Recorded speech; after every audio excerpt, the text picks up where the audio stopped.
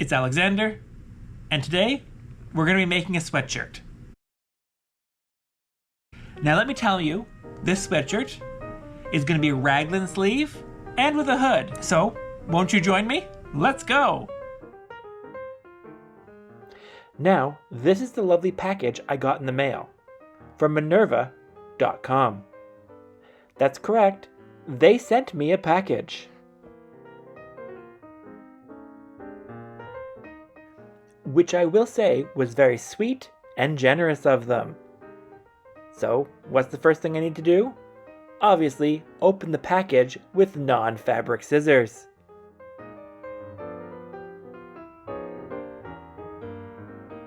Now, what can be in this package? Well, a complete kit to make a hoodie with. That includes, obviously, the obligatory reading material, the pattern, in this case, a lovely Simplicity raglan sleeve hoodie pattern, thread, needles, ribbing, obviously for cuffs, and the actual French terry that we're going to be using for this sewing adventure. I will say, I do love a French terry because I am always 400 degrees, and the French terry gives me the look of a sweatshirt without the bulk or the heat. So this is everything that came in the package.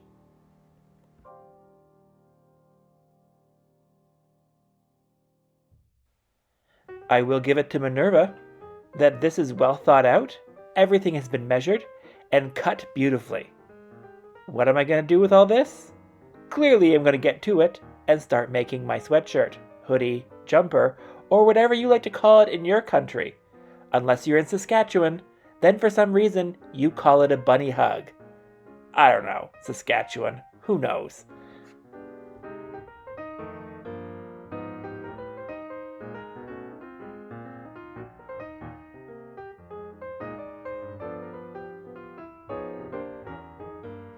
Now, let's move on to looking at the fabric we're going to be working with.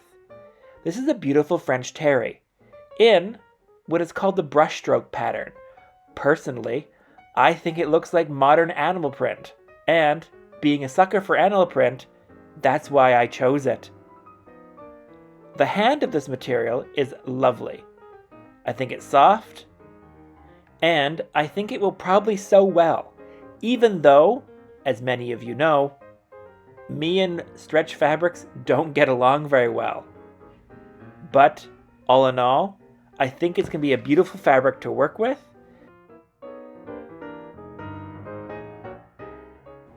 Now, let's look at the pattern they provided. It would be Simplicity S9240. And this is technically a unisex pattern, and you could make either view A or B. In typical fashion, everything is neatly folded and inside the pattern itself, along with instructions. Nothing surprising, nothing unusual here.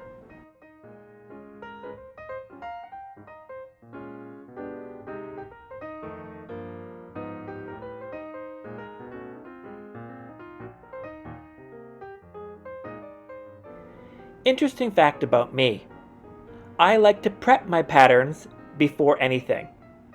That involves taking everything out of the packaging and making sure everything is in there that should be. You'll be actually surprised how many things are folded wrong or a misprint. In this case, I have not come across that. All the normal details are there, and the pattern looks to be complete.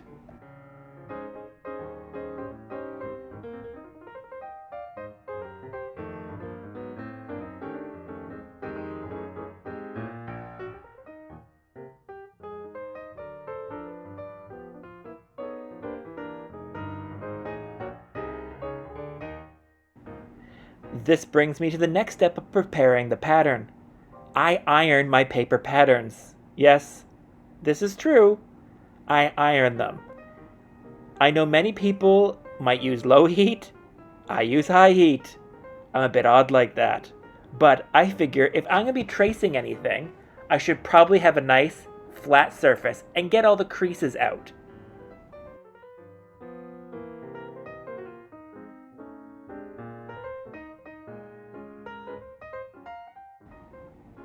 Ironing is also slightly therapeutic, just because I like things to be nicely pressed.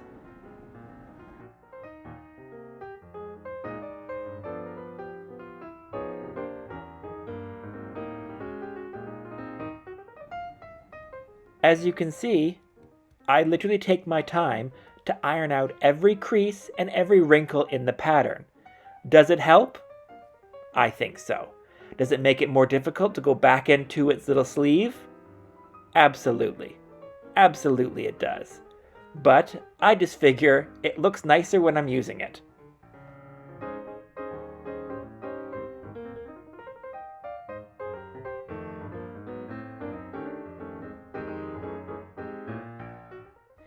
A nice, flat, ironed pattern means I can trace everything out perfectly with not having to worry about any little bumps or mishaps. I'm also odd because I like to trace all my patterns out. This way, if I have a problem or if I want to adjust the size, I adjust the traced version versus the real pattern itself, and I can reuse the pattern over and over and over again. Or, if I need to make adjustments for someone else, I can just whip out the tissue pattern and start tracing again, making any adjustments as needed.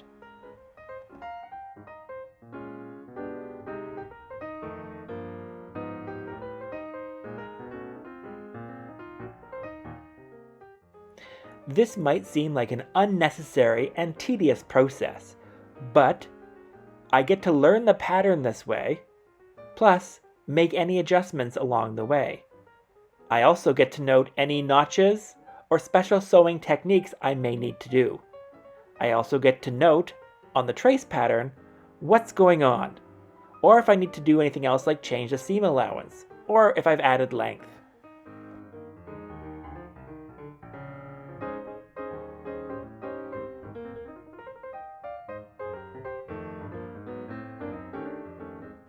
Now, let's talk about sizing and what I'm going to be doing for this pattern. I think I'm actually going to combine both view A and view B. 1, I like a hood, and 2, I don't like a kangaroo pocket. This brings me on to sizing. I happen to know that this does go to my size because I've looked on the back and it tells me the finished garment measurements. It's always helpful to find a pattern that has the finished garment measurements.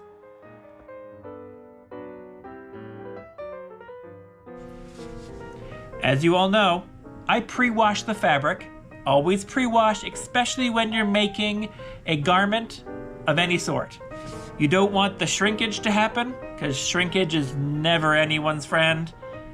And at least that way when you're finished, you have something that's properly going to fit, and there won't be any surprises when you go to wash it again.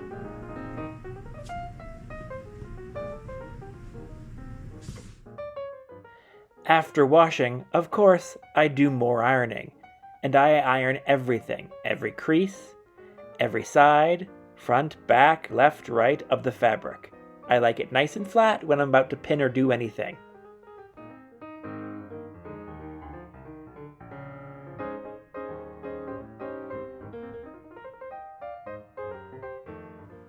Next, it's time to pin and do some cutting. As you can see, I'm really faffing around here, trying to make sure the fabric doesn't slide off my cutting table. Or in this case, IKEA desk. I'm taking the pattern pieces I traced, laying them out, and making sure the grain line is correct. Before I get out my 4,000 pins and pin everything down. That's right, I pin everything down. Paperweights confuse me.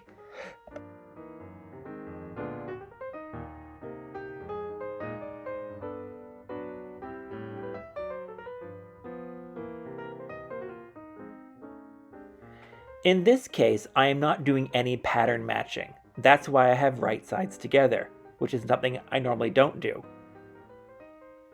Because of this, I'm not really worried about the pattern placement. Yes, I am worried with the grain line, but I really want to just get that random, fun, animal print vibe.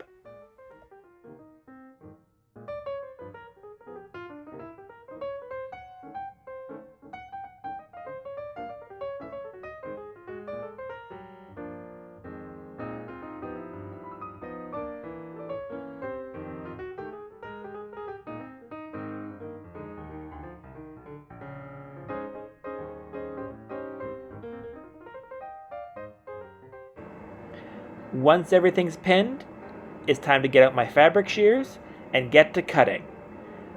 I'm sure there's proper techniques to cutting, the right way for cutting. I just go for it, trying to avoid the pins and just cut away and make sure I get all the pieces out. This is also a great time to note, when you are cutting things out, make sure to get your water-soluble pen out and denote where notches or special sewing items might be. The pattern tells you, you should mark them.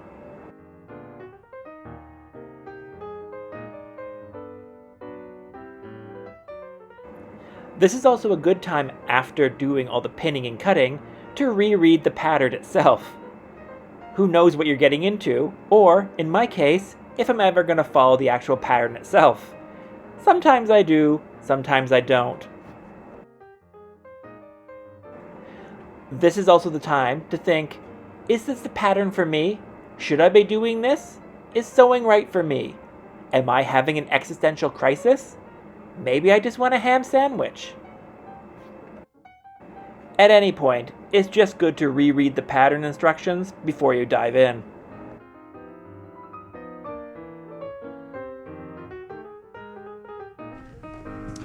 For this project, I'm going to be using my new Singer 4432 Black Edition.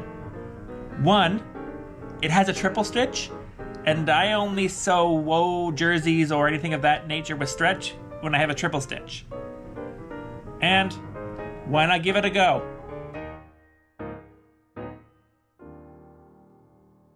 Now, we're actually going to start sewing. Actually, we're going to be pinning. We're pinning the sleeves to the actual body of the garment here. I'm not one of those people who do the no pin before you sew type thing. No, I pin, and I pin a lot.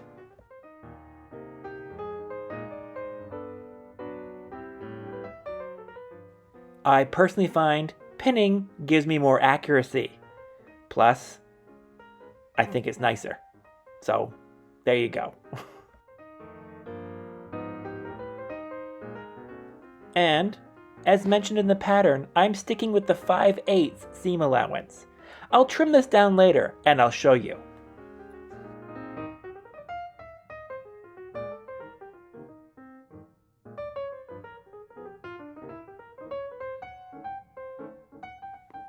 You may be asking yourself, why?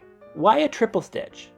Well, I like a triple stitch when doing a stretch material because I find it just works better, and it's more stable. The last thing anyone needs is putting on a garment and threads to snap.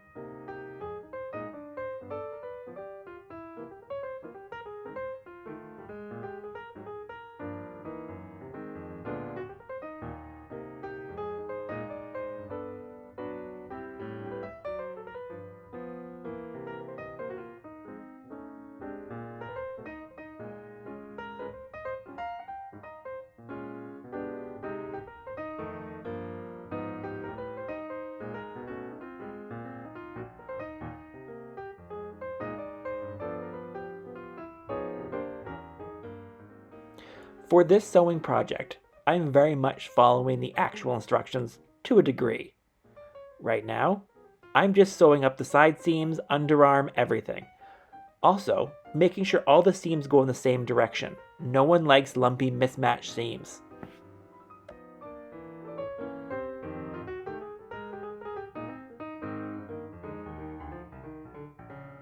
especially underneath the arm, where the arm doesn't meet the body quite right and there's that little zigzag. No, not acceptable. Not acceptable in my world.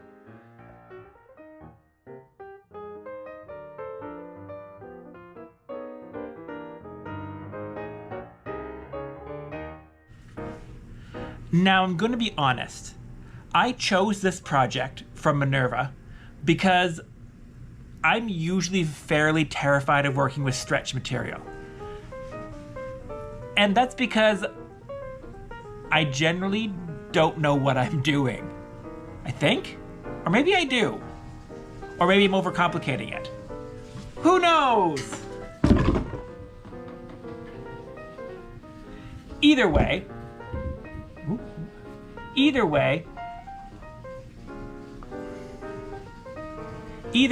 this was going to give me a good opportunity to learn and grow as a sewist. Plus, I really like the material, and now that I have it in my hands and I'm working with it, it feels really nice. Would recommend.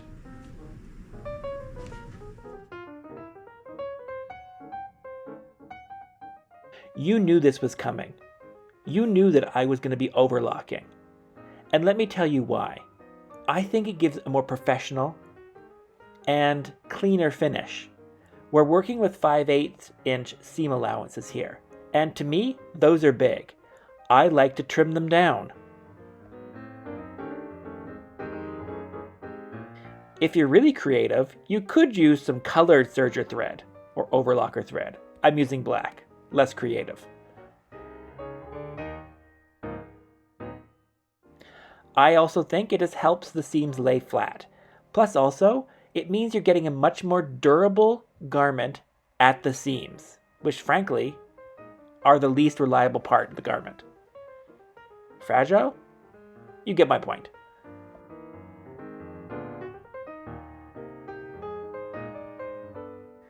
As mentioned before, I'm choosing to do the cuffs on this sweatshirt, hoodie, jumper, bunny hug. Minerva provided a lovely black ribbing, which does match this fabric. Thank you. Thank you for that.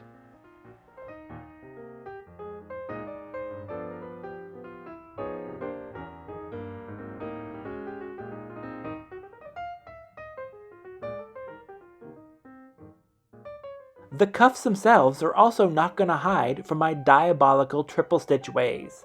That's right, I am still going to triple stitch every single seam, especially around the cuff, in the cuff, on the cuff. I think it makes it better and gives you more stability. Let's be honest, you're using those cuffs a lot.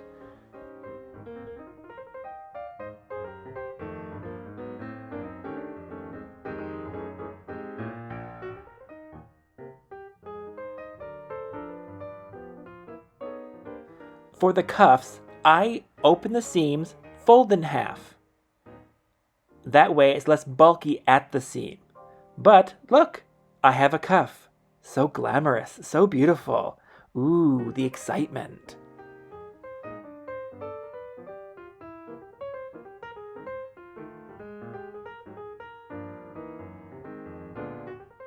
Now, we're going to attach the sleeve to the cuff, or vice versa. Either way works. Fun fact here, the cuff itself will be smaller than the actual sleeve. Here I am matching up the blue notch I've made with the notch I made on the cuff, and the seam of the sleeve with the seam of the actual cuff. This means that the sleeve, cuff, and sleeve itself will be nicely centered and we can stretch out and sew. I'm going to do a little bit more pinning because I like things to be stable. But this means this cuff will fit into the sleeve properly. You have to match your notches. Always match your notches. Did I say to match your notches? Match your notches.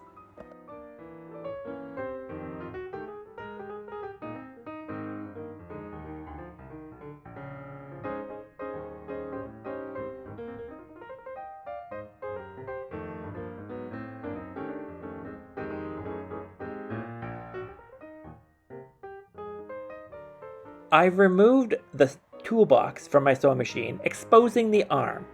This way, I can slide the sleeve right over the arm and sew in a circular motion.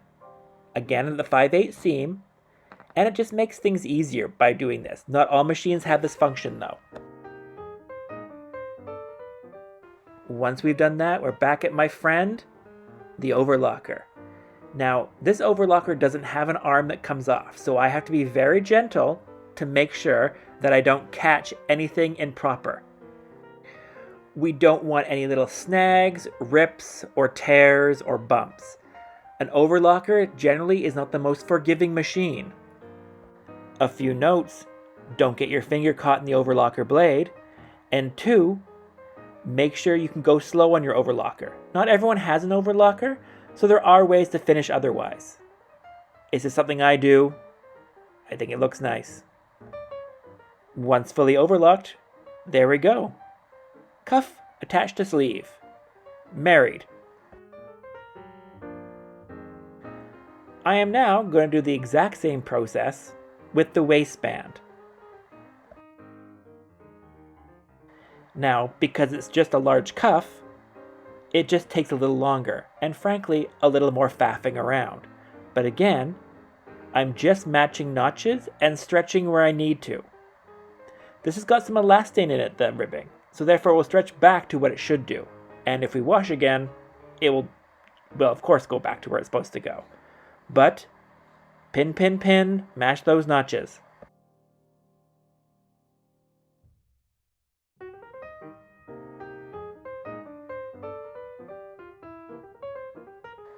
Again, the toolbox is removed from my machine, so I can go all the way around without having too many hang-ups. The shirt can go underneath the arm, and I can sew freely.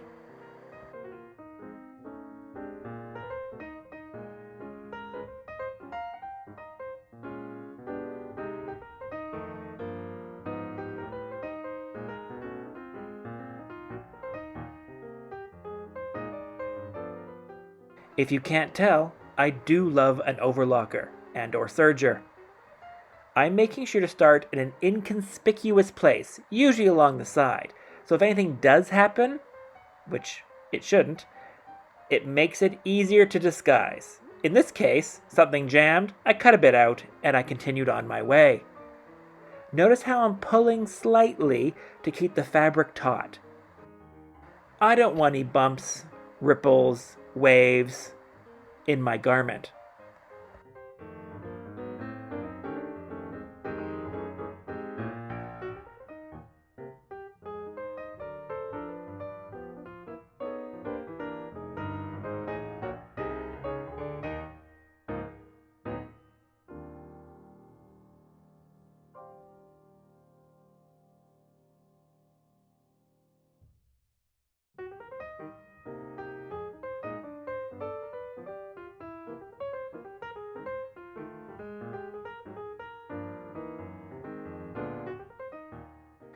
I like top stitching. That's right. I like top stitching. Why? Because I think it makes everything look nice. Plus, it also keeps down the pesky seams inside of a garment. Stitch those babies down. In this case, I'm starting with the sleeve and just going around gingerly. I'm using a 1/4 inch for the top stitch.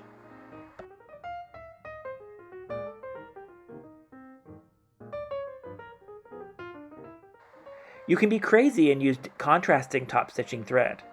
I'm using black. Notice how not crazy I am. I think. Either way, look how nice that is.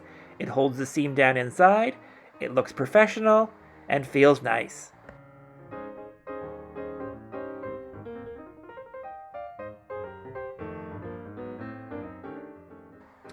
A hoodie is my jam. I like having a hoodie. I like having hoods. Here I am with the actual hoodie, but notice I've added a place for a buttonhole. Why? Oddly, this pattern doesn't allow for a drawstring around the hood. I like a drawstring hood. And that's the great thing about sewing, is you can add, subtract, or do what you like to whatever you like, when you like. As you can see, I interfaced where that buttonhole is going. Always interface when doing a buttonhole. You never know how your machine is going to handle the fabric with the buttonhole foot. This way it gives us a little more stability.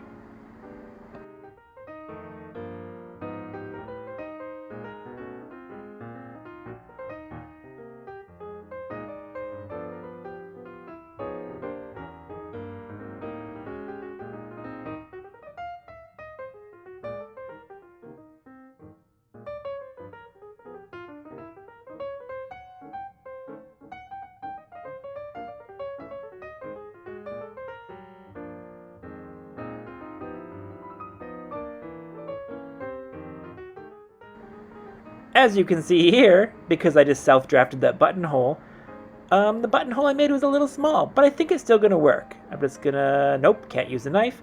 I'm just gonna use the dreaded seam ripper to get that buttonhole open. Very gingerly. I'm just passing a very small cord through it, so I should be fine.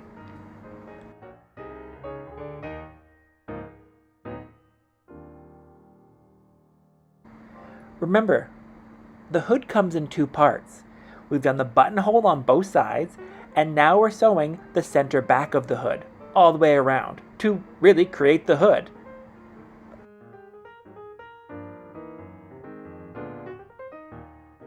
I was thinking of lining this hood, possibly in something or the same fabric, but I decided to go more along the pattern.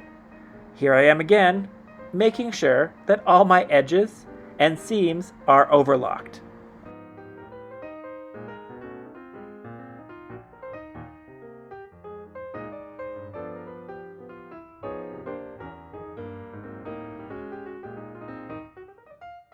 The front of the hood, because we put the buttonholes there, will have a channel for the cord. Interesting, this pattern makes you put in the channel for the cord, but then doesn't provide you the actual holes for the cord. Odd, I know. I'm putting them in, I'm putting the channel in, I want a cord, let me have my cord.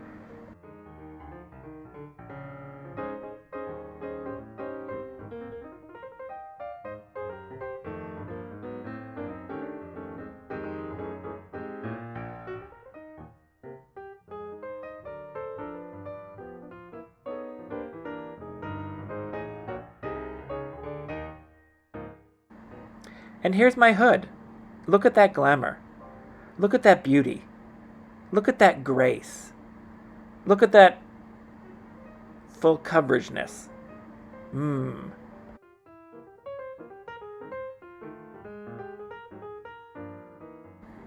Now we're going to attach the hood to the actual body of the garment.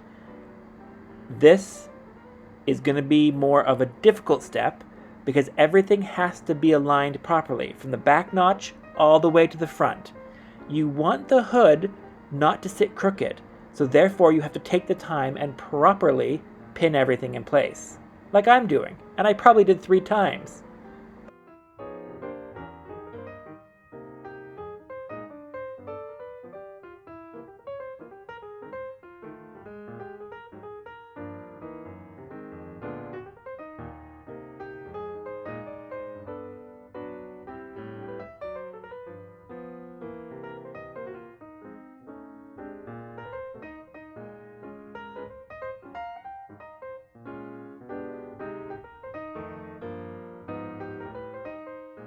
Really, it's the front that makes the most difference. You want that opening to be dead center in the front of the garment. Let me repeat that for you. Center. That. Hood. Front. Now, we're just going to remove the little toolbox again and sew all the way around, making sure the hood is nicely secured and centered on the front of the garment.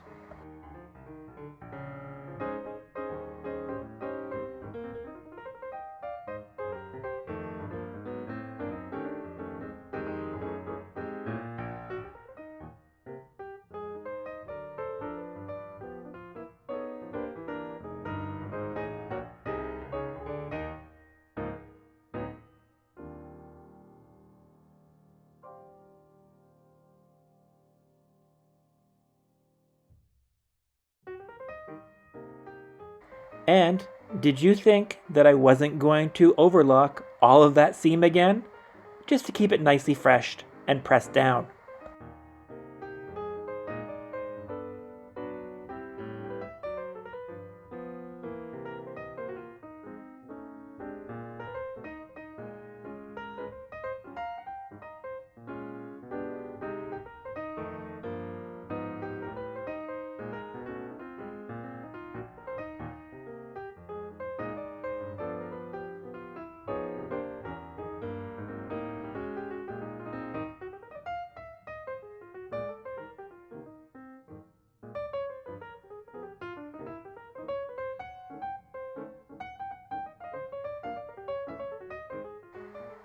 Now that the hood is on, I've got my cord and we're going to thread it through. This cord I bought off Amazon and already has metal tips on it, so I don't have to do any safety pinning or trying to pull through or use a hemostat or anything of that nature. I'm just gingerly putting it through the hole. All the way through the hole. To the other side.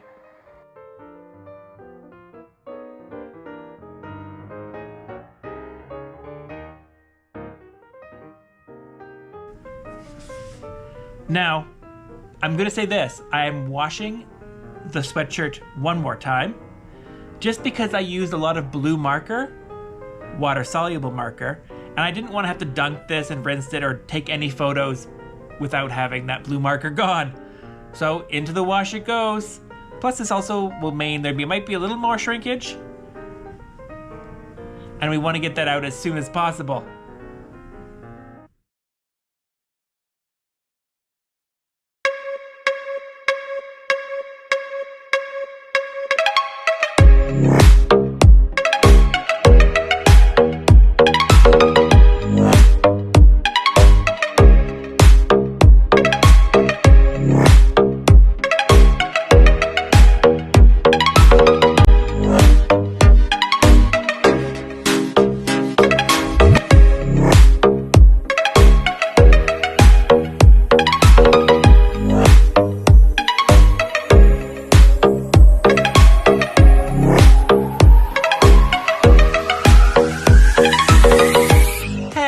And there you have it. I finished a raglan sleeve sweatshirt, hoodie, crew neck, or all of them.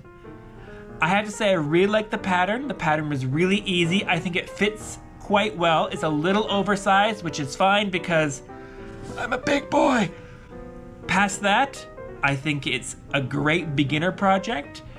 I think it's completely wearable all year round, especially from the fabric being a terry, a light terry. I can use this sweatshirt all year round, and I get to have a hood. Love a hood. All in all, I completely recommend everything here. The pattern, the fabric. Frankly, this is a good day sewing, and you could probably finish it within an evening if you're really that skilled. So, until next time, happy sewing. Bye now.